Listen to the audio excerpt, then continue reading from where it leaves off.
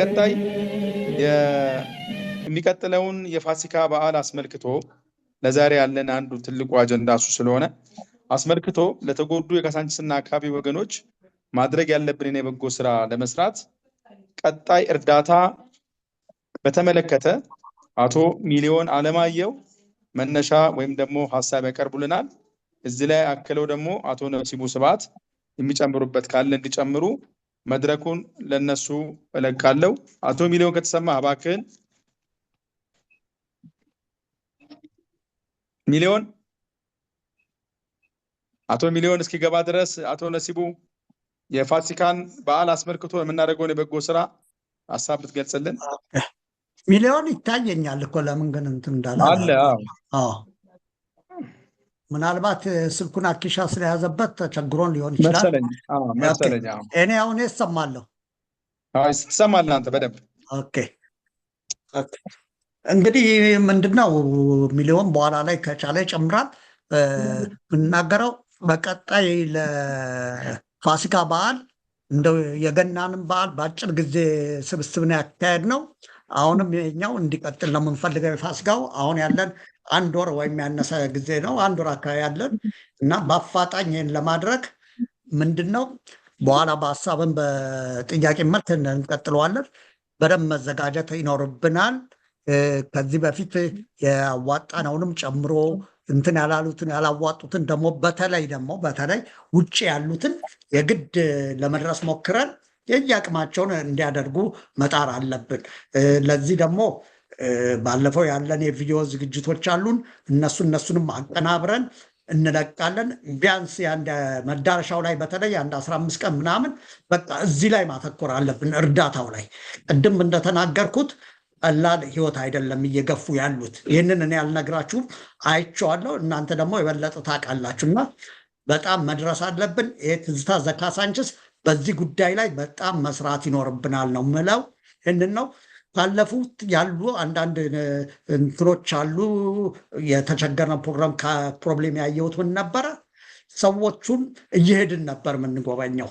መሄዱ ትራንስፖርቱ ምኑ አድካሚ ነው። ያንን ዘዴ እንዴት ነው እዚህ ጋር ያላችሁ ማህበራት ተነጋግረን አንድ ቦታ ላይ እንዲሆን ለማድረግ ማሰብ አለብን። ሁሉም ወደ አንድ ቦታ እንዲመጣ ከሚሰጣቸው ላይ ለትራንስፖርትም ለምንም አረንጅ ሊደረግ ይችላል። በዚህ መልክ ብናደርግ ይመረጣል እላለሁኝ። እሱ ነው ዋናው እንትን ያለኝ። ግን አሁን ሳንቲም የግድ ያስፈልጋል። እሱ የሚገኝበትን አንደኛ የሚችለውን ሰው እንዳለፈው እንዲያደርግ አንድ በዛ መልክ ብንሄድ እንመርጣለሁ።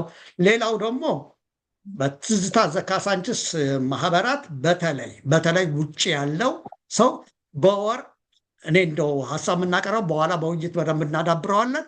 በወር $10 ማስቀመጥ መቻል አለበት።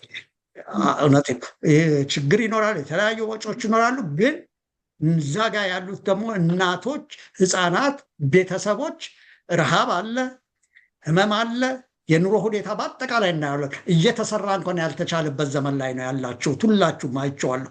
እንኳንስ እንደዚህ አይነት ደግሞ ምንም የሌለ ባዶ ሆነው ሰው ሲኖር እንደ እግዚአብሔር ቸርነት እንጂ በጣም ነው የሚገርመኝ።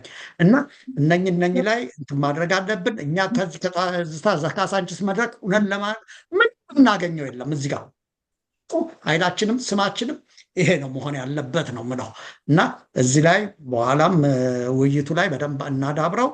ሚሊዮን ከመጣ ትንሽ አንተ ብትጨምር፣ አንተ ነበርክ በዚህ ላይ መናገር ያለብህ። አሁንም ማይኩን ለአንተ ለቃለሁ። እስቲ ተናገር ሚሊዮን። አመሰግናለሁ ነሲብ። ሚሊዮን ገብተሃል? ምንም አይገባኝም የዚህ ዓለም ውበት፣ ፍጡራን ሲያነቡ ፍጡሩ ሲደሰት፣ ፍጡር ካላደረ ለፍጡር ስቃይ፣ ምንም ጤና የለም በፊት ምድር ላይ፣ ምንም ጤና የለም በፊት ምድር ላይ። ለሐዘን ለፍቅር ለደስታ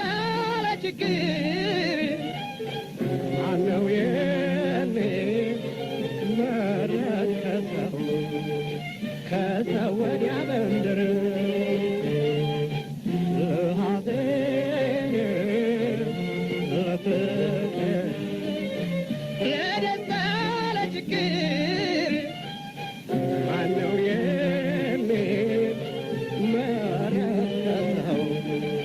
ከሰው ወዲያ ነሲም አመሰግናለሁ። ሚሊዮን ከገባህ ሚሊዮን እባክህን በዚህ በፋሲካ አሁን ግባ ሚሊ አለሁኝ እኮ አልሰማል ድምጼ አይሰማም። አሁን ይሰማል።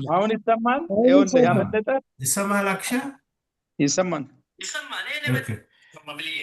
እሺ ለመጨመር ያለው ነሲቡ ጨርሶታል። አሁን ለፋሲካ ይሰማል።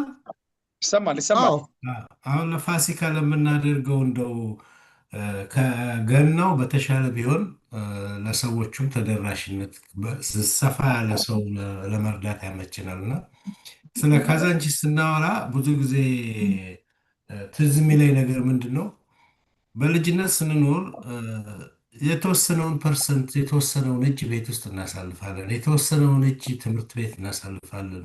ሌላውን የቀረውን ማህበረሰብ ውስጥ ነው የምንኖረው እና ያ የማህበረሰብ ግብረ ገብነት እንዲኖረን መፈቃቀር፣ ጓደኝነት ምንም ዘር የሌለበት ነበረ በእኛ ጊዜ። እንግዲህ አሁን የተቀየረ ጊዜ ነው እና ወላጆቻችንን አድገን የሆነ ቦታ ላይ ስንደርስ መጦር ኃላፊነት አለብን፣ ወንድሞች፣ እህቶች፣ ቤተሰቦችና እስቲ ደግሞ ያሳደገንን ሰፈር በሞራልም በፍቅርም አንጾ ያሳደገን ሰፈርና ማህበረሰብ ደግሞ አሁን መልሰን የምንሰጠው ምንድን ነው? በዛን ጊዜ በፍቅር በሞራል በእንትን ገንብተው አሳደጉን። አሁን ደግሞ እነሱ ተቸግረው በተለይ ደግሞ አሁን ከችግርም በላይ ከነበሩበት ካደጉበት ሰፈር የሚረዳዱበት ሰፈር ተፈናቅለው ስለሄዱ በእኛ በኩል ምን ማድረግ እንችላለን? ይህንን ነገር እና ቢቻል ቀጣይነት እንዳለው ለማድረግ ነው። በሌላው ደግሞ የሚያሳዝነው በዛ በካዛንቺስ እና ዑራኤል ገብርኤል ስንኖር በእድር በእቁብ በአበልጅነት በጎረቤትነት በሰርግም በሐዘኑም አብሮ የኖረ ህብረተሰብ ነበር። ያንን ተካፍልን ያደግነው፣ ያን ተመግበን ያደግነው። ዛሬ ላለንበት ሁኔታ ያ ነገር የቀረጸናል። በዛ መኖር እዚህም የተሰባሰብነው እኮ ያ ቢይዘን ነው። ያ ፍቅርና ያ ኑሮ ያ ሞራል የገነባልን ያን ነፃን ህብረተሰብን በማሰብ ነው የተገናኘ ነው እና ሌላው ደግሞ በጣም ከሚያረኩኝ ነገሮች አንዱ በካዛንቺስ አካባቢ የትውልድ ቅብብሎች ቀጣይነት ነበረ። ከ40ዎቹ 50ዎቹ 60ዎቹ እያለ ይኸው አሁን 3-4 ትውልድ ነው እዚህ ካዛንቺስ ውስጥ ያለ ነው እና ያ ሁሉ የሚያሳየው ምንድነው? በዘላቂነት አብረን ለመኖር ለመፈቃቀር፣ ለመተሳሰብ ከትምህርት ቤት ጀምሮ ከሰፈር ውሎ ጀምሮ ከእምነት ቦታ ጀምሮ እንዳልኩት ከማህበራዊ ግንኙነት የታቦታት ማህበራት የገብርኤል የዑራኤል የማርያም እየተባለ ሰው ማህበር ሲጠጣ በዛ ውስጥ ነው ያደግነው እና እኛን የቀረጸን ያ ስለሆነ ለዚህ ላሳደገን ህብረተሰብ መልሰን የምንሰጠው ነገር በትንሹ ይሄን ይመስለኛል። ለዛ ውለታ ለመክፈል ነው። ልክ ወላጆቻችን እንደምንጦረው እነዚህም እንደ ወላጆቻችን ናቸውና ይሄን ለመጨመር ነው። ነሲቡ ላይ በጣም አመሰግናለሁ። ሁለታችሁንም እጅግ በጣም እግዚአብሔር ይስጥልን፣ እናመሰግናለን።